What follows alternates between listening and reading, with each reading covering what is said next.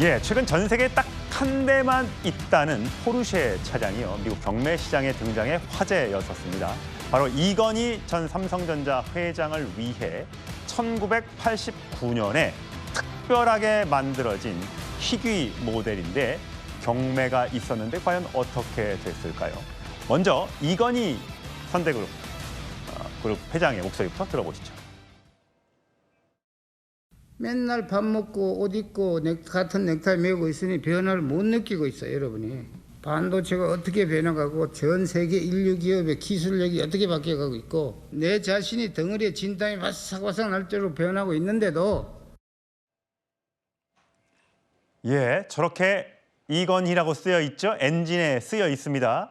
삼성전자 이건희 회장을 위해서 특별하게 만들어진 전 세계에 한 대밖에 없는 저 검정색 포르쉐 차량.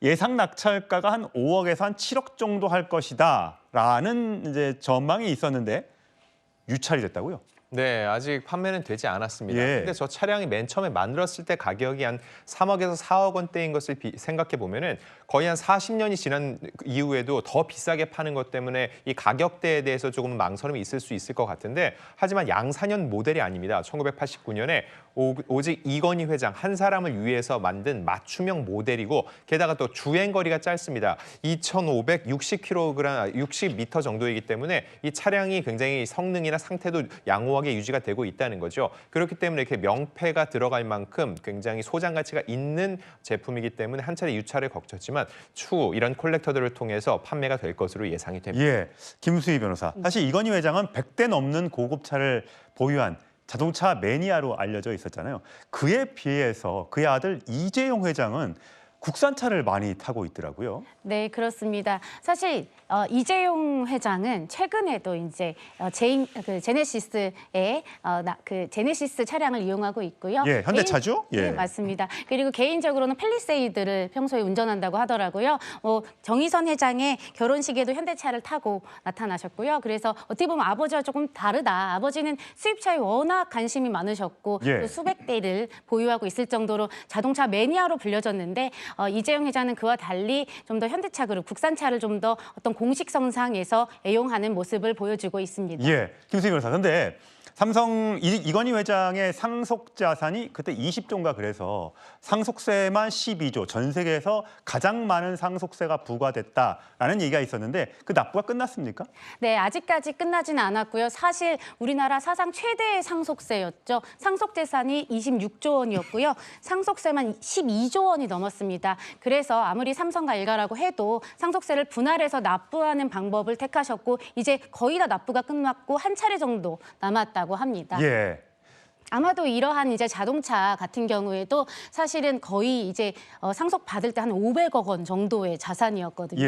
예. 그것들도 아마 이 상속세에 포함되어 있는데 어마어마한 사실 자산이라고 볼 수 있죠. 아까 뭐 이 포르쉐 차량이 5억에서 7억 정도면 사실 이재용 회장이 낙찰을 받아도 괜찮을 것 같은데 아버지의 이름이 쓰여 있는 차니까 좀 그거는 왜 안 들어갈까 궁금은 합니다. 네, 사실 이 차량 같은 경우는요 대외적으로 볼 때는 조금은 이제 사치품이라는 느낌을 줄 수 있다는 거죠. 그리고 이재용 회장 같은 경우는요 단순히 국산차를 애용하는 게 아니라 팰리세이드 차량 같은 경우는 중고차를 매입해서 굉장히 화제를 모은 적도 아니군요. 있습니다. 결과적으로 볼 때 아버지의 명판이 새겨진 차량이기 때문에 매입하는 것도 중요하지만은 그동안 이재용 회장이 가져왔던 거는 차량은 적어도 상징적 가치보다는 실용적 가치를 많이 추구해 왔다는 거죠. 그러한 이미지를 계속적으로 이어간다는 측면에서 굳이 매입하기보다는요 본인의 이런 국산차, 중고차도 전혀 마다하지 않는 실용적 가치를 추구하는 이미지를 계속적으로 고수하고 있는 것으로 보입니다. 최수원 평론가. 사실 이게 부자들도 상속세 2번 내고 나면 남는 게 없다. 그렇죠. 사실 이재용 회장 일가도 12조 원이나 되는 상속세를 저걸 다 어떻게 낼까? 그래서 주식을 팔아야 한다, 대출을 받아야 한다 말들이 많았었는데 결국 이제 거의 다 완납을 했다는 거잖아요. 그런데 사실 지금 주가가 올라서 이재용 회장의 개인 자산만 지금 40조, 삼성 일가는 90조가 넘더라고요. 그러니까 사실 그 경영권 때문에 어머니 주식까지 예. 지분까지 팔아서 뭐 메꾸고 막 그런 일이 있었는데 요즘 뭐 이제 20만 전자는 기본 상황이 돼 버렸으니까 지금 이재용 회장이 갖고 있는 좀 재산 가치는 어마어마해졌죠.